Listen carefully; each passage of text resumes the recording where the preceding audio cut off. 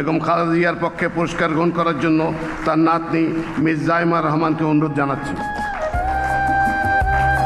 আপসীন নেত্রী বেগম খালেদা জিয়াকে অসংখ্য মিথ্যা মামলা এবং বারবার গ্রেপ্তার ও রাজনৈতিক প্রতিহিংসার শিকার হতে হয়েছে। স্বাধীনতা, গণতন্ত্র, মানুষের অধিকার প্রতিষ্ঠা ও নারী শিক্ষাসহ দেশ গঠনের সার্বিক অবদানের স্বীকৃতিস্বরূপ দেশনেত্রী বেগম খালেদা জিয়াকে স্বাধীনতা পুরস্কার 2026 মরণোত্তর প্রদান করা হলো। বেগম খালেদা জিয়ার পক্ষে পুরস্কার গ্রহণ করার জন্য তার নাতনি মিস জাইমা রহমানকে অনুরোধ জানাচ্ছি।